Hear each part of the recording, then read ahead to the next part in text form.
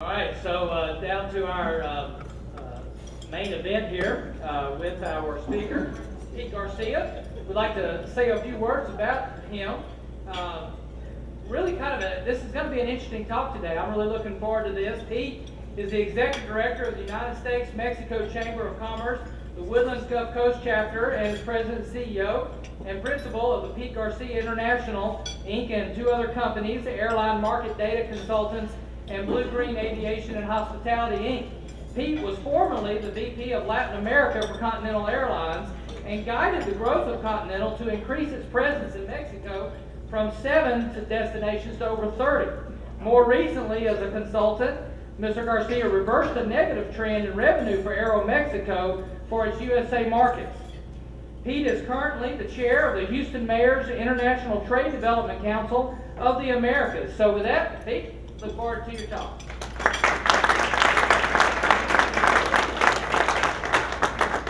Thank you very much for that long introduction. Sorry about that, folks. When I retired from Continental after 30 years, I retired and thought I was just going to play golf out here at Kingwood Country Club and just take care of my grandkids. But I realized that there was still some business to be had with what I was doing. Since I had worked in Latin America, there were a lot of the Latin American carriers that were starting to renovate their fleets and really improving. One of them was Aeromexico. Another one, I was on the board of Copa Airlines, an airline that Continental invested in. Actually, it was a great story, a great investment story of Continental. I know there are a couple of my Continental colleagues here as well, but Continental invested about $39 million in a company in Panama. Bought 49% of the company. That was all they could buy. 8 years later, sold that investment, turned that $339 million into $640 million. And today, Copa's stock is in the $70 range. United Airlines is at about 22. As a small company, they're doing very, very well. They're one of the leading companies in Latin America, and I'm glad to continue to work with them. But what I'm going to talk about today really is about Mexico. I've spent a lot of time in Mexico. One of the primary goals of our company at Continental was to really grow our presence in the business community. So my trips to Mexico typically were visiting, first of all, with our staff and bringing them up to date on what was going on with our company as a whole, as the industry was changing. Secondly, I would do a lot of media interviews to let the public know what was happening with our company. And third, I would spend a lot of time visiting with our corporate customers. And one of the things that I found, and I did that in the United States as well, because I had staff in New York, Chicago, Miami, and here in Houston, and Los Angeles.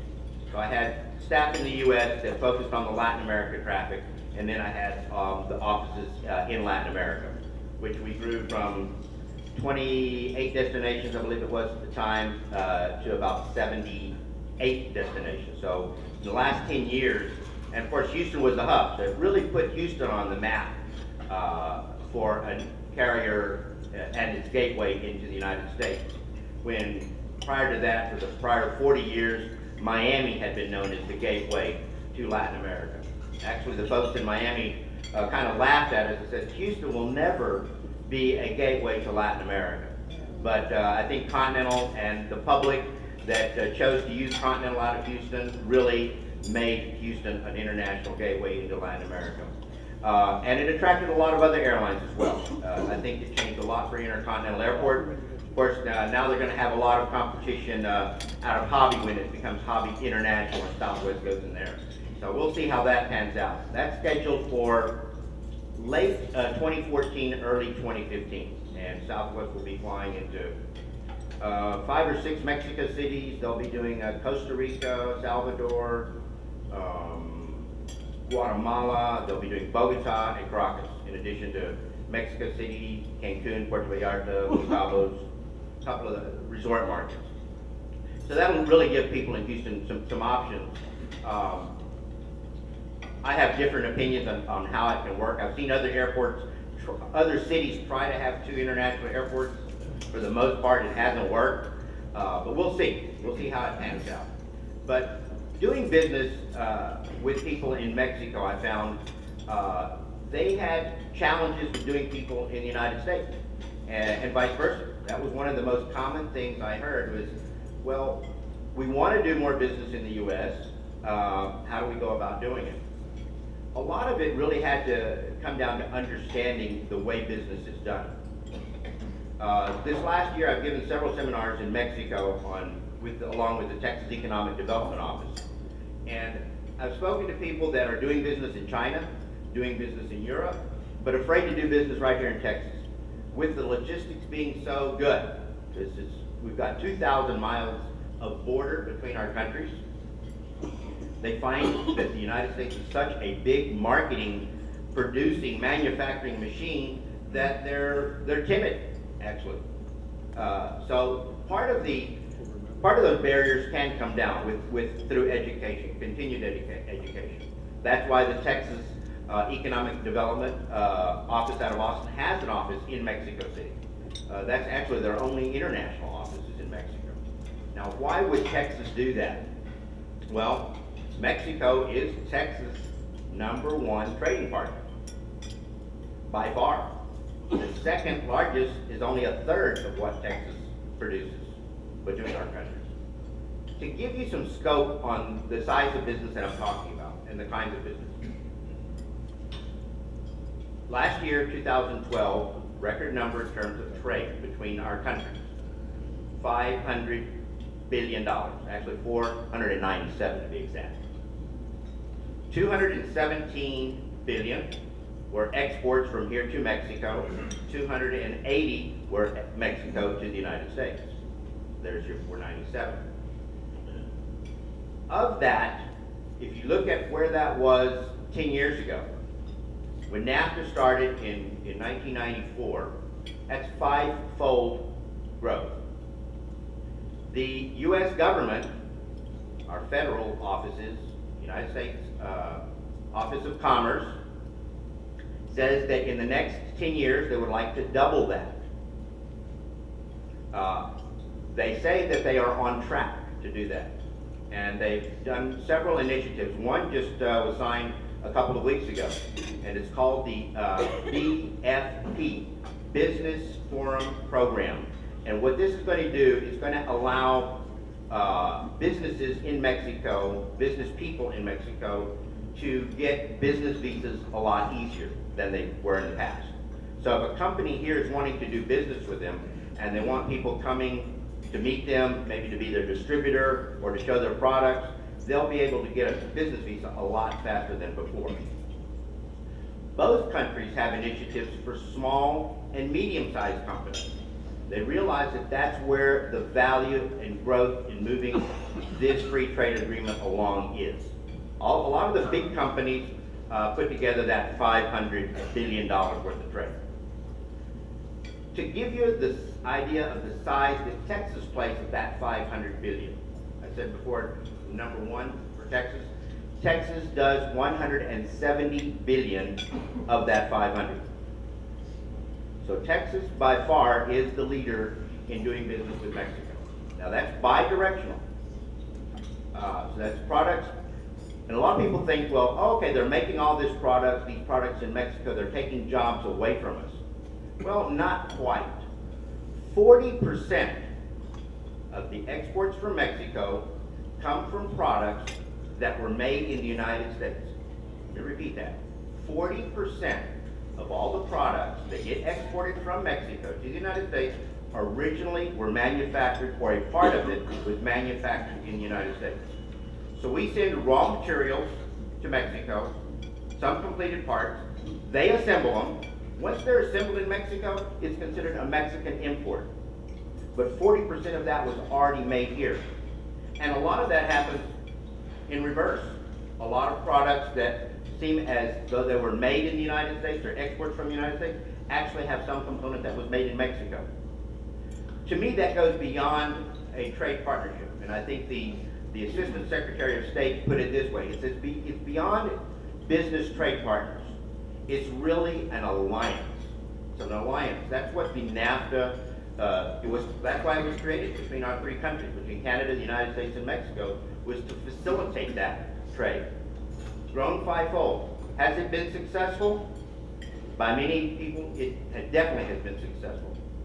Now, the new program that I mentioned earlier, the next 10 years to double the trade, they say will create 2 million jobs in the United States. That will also create jobs in Mexico. So a lot of things will be affected by that. Immigration will be affected by that. Businesses here will be affected by that. Families will be affected by that. So there's a lot that goes into understanding your partner or your alliance.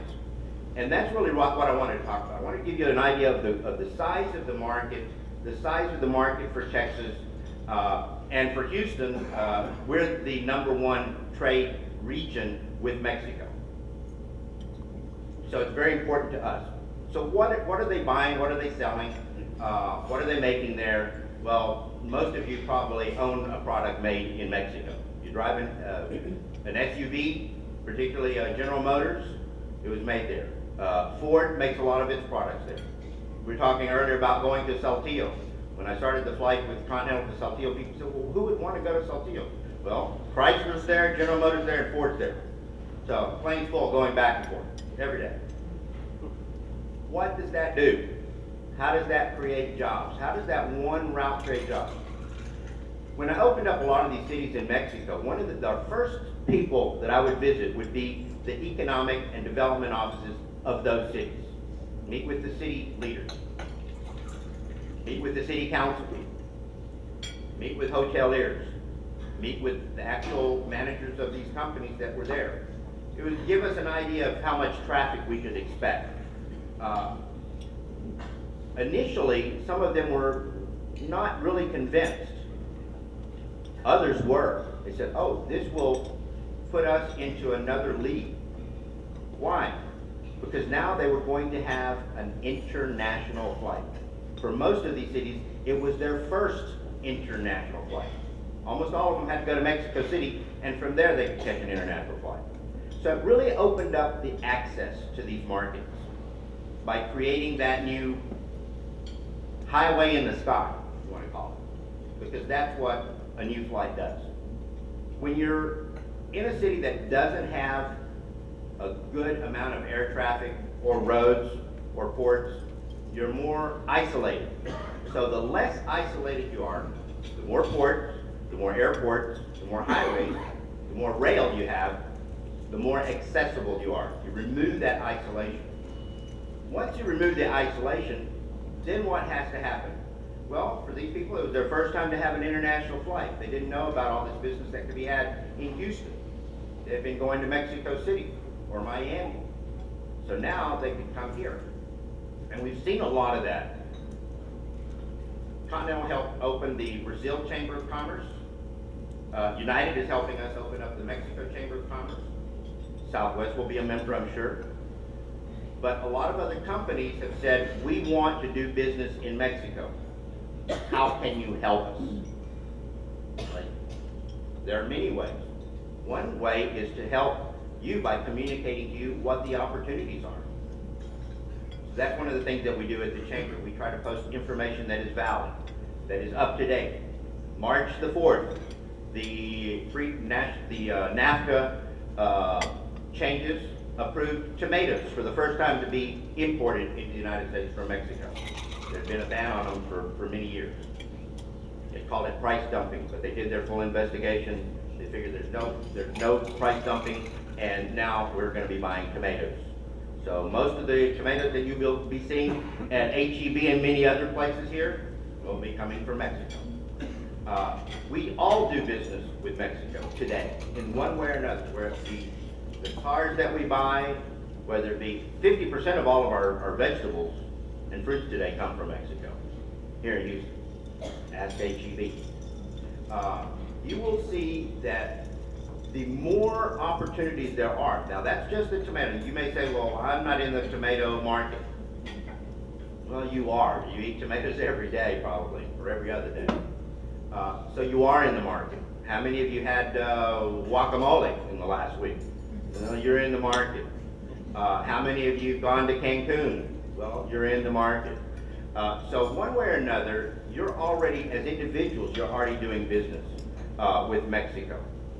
But one of the things that you hear most is, but I don't understand them, but they don't understand me. One thing is language. And I remember we created a marketing concept at Connell. We called it, or it was called, I don't know who gave it the name actually, called it the Latinization concept. And it was really about having people in the service area, flight attendants, gate agents, ticket counter agents, reservation agents, that spoke the language, that first could understand the language. But we went beyond that and we made sure that they had cultural training, just like language training.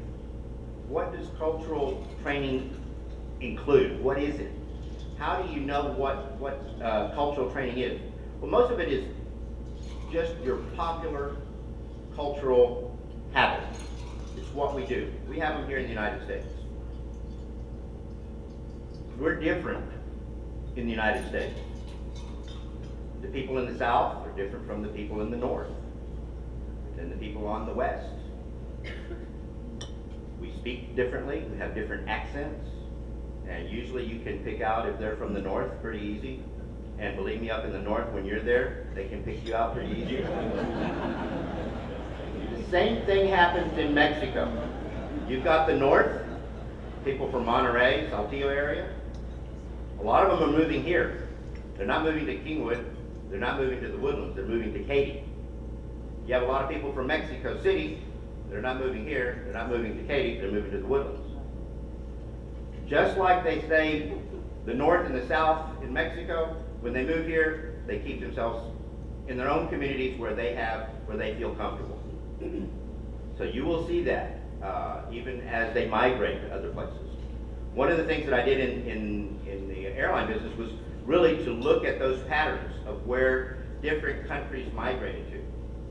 So when we started the flight to Puebla, Mexico, for example, okay, where did they migrate to? They didn't go to Miami, they didn't come to Houston, they didn't go to Los Angeles. Where were they going? They were all going to New York. In the Guadalajara market, when we were looking at expanding the Guadalajara market, where are the people from Guadalajara going? Are they going to Houston, Dallas, where are they going? No, they're going to Los Angeles. People from Nicaragua, where are they going? Going to San Francisco. So we studied these paths of people. Again, it's getting an understanding of the people and their habits. Learning their buying habits, their travel habits, was important to us in the airline business. We needed to know where they were going. And we bought data. We bought data that was shared amongst all the airlines. So we knew how many passengers were going from Nicaragua to Los Angeles or San Francisco or New York on every airline. So we could see where the markets were. Many people say, well, why did the Nicaraguans go to San Francisco? You probably have that in your mind right now. Why did people from Puebla go to New York? Why did people in Guatemala go to New Orleans and Honduras to New Orleans? There's 150,000 Guatemalans and Hondurans that live in New Orleans today. Why? Because there was a flight there before by an airline. Now it's called TACA. It used to be Sasha Airlines. It used to have a nonstop flight into New Orleans. So people went there. That was the gateway. They stayed there. They found a job there. Why did the Nicaraguans go to San Francisco? There was never a nonstop flight there.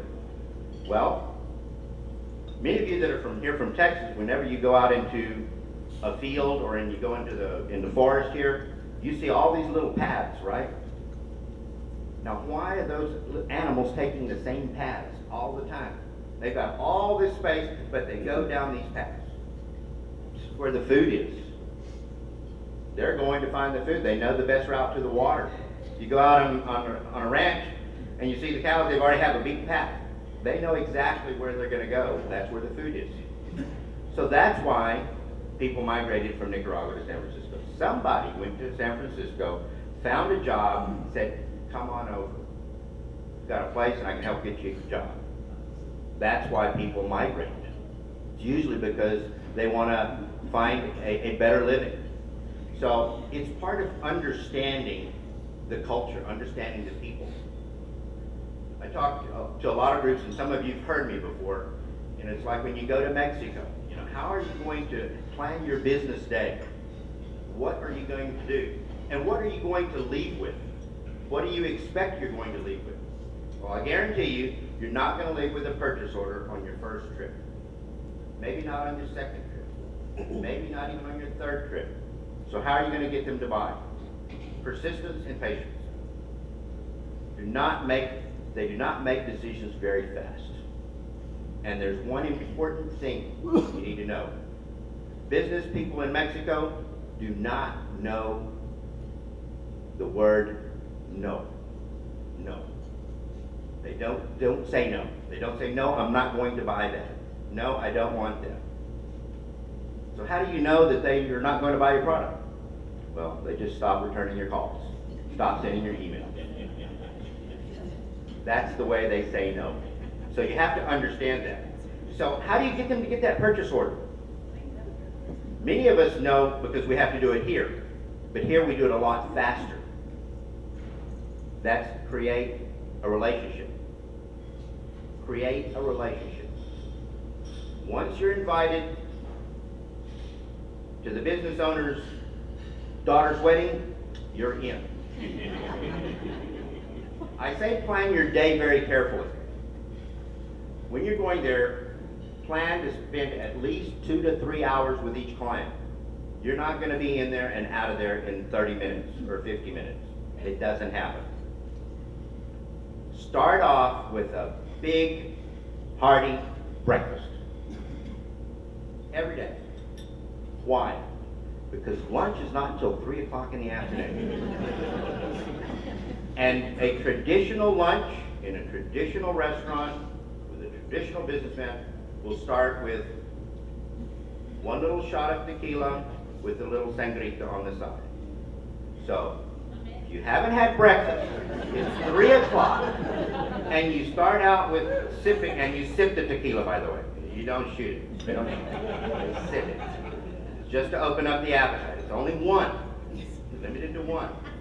Unless you're now celebrating the purchase order. But imagine that. 3 o'clock in the afternoon, if you haven't had a good breakfast, and you start drinking tequila, you could give the shop away. So, start off your day that way. Plan that lunch to go until 6 o'clock. It'll start at 2 or 3, and it'll go on for 2 to 3 hours. That is a typical business lunch. People go back to the office after that and work from 6 until 8, sometimes 9, depending on the rank of the company, of the businessman. So understand that. Also, begin to understand the way people even greet each other. If you watch, I can tell a person from Mexico if they're from Mexico City or if they're from Monterey just by the way they say hello to each other. There's a big difference. The man from Mexico, and even the women, they'll shake their hands, they'll hug, a little pat on the back, and then they'll shake their hands a second time. That's from Mexico. From Monterey, shake the hand, just like we do here. You can tell the difference. So you learn that custom, you start doing it, guess what? People start, it's like learning a few words in Spanish. Or somebody from Mexico here learning a few words in English. That breaks the barriers. So take the time. Any country that you're going to. I traveled through a lot with Continental. And you know, when I went to Fiji, I learned how to say bula. It's hello. And I would get a bula back. When you go to Hawaii, you know, you have to learn the customs. So when you learn more about the people that you're doing business, even here, it's like a marriage. The more you talk with your spouses, the better. My wife always says, if we talk more, we would get along a lot better. And she's absolutely right. It's about creating that relationship. So the more you understand and the more you address it, the better then you can embrace it. If you wanted to, today the market is opening up. The new agreement that I mentioned earlier is for small and medium-sized businesses. That's going to open up a lot of opportunities. So what are they buying and what do they need? They need all kinds of services, technology, electronics, oil and gas, new market entirely. There's a new program that just started called the Energy Program between our countries. We're going to start helping them produce wind energy, more gas, and the oil market actually is opening up to certain aspects for U.S. companies. So if you're in the oil and gas business, there's probably going to be some new opportunities. I know some companies that have moved here to facilitate that because they've done years of business with Pemex. And we have some in our chamber.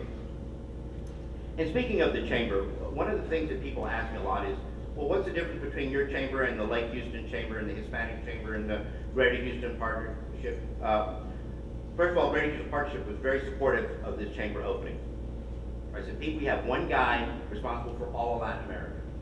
Mexico's our #1 trading partner. So anything that you do, we want to be there. Anything that we do, we want you to be there.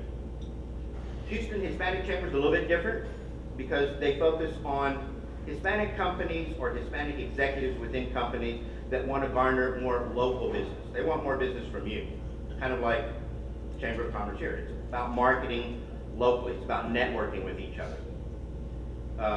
With our chamber, it's really just about generating more business to and from Mexico, whether they be Mexican companies coming here, Mexican families wanting to open up companies. One of the things that we're seeing with the immigration today is a very savvy investor type individual that is now moving to the United States. Actually, Mexico, I think, is ranked #7 in terms of foreign investment internationally in the United States. The United States has over 24,000 companies that do business with Mexico.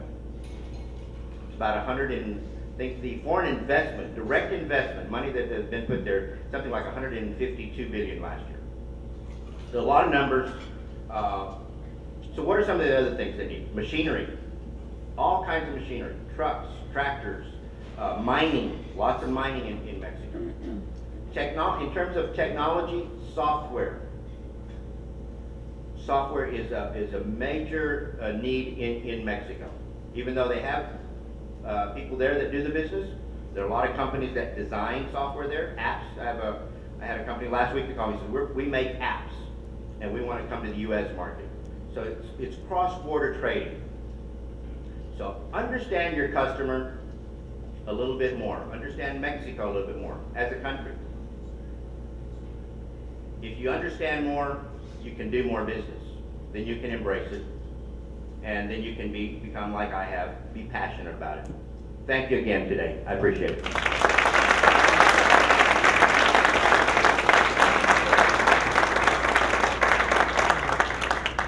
a little token of our appreciation. Thank you very much.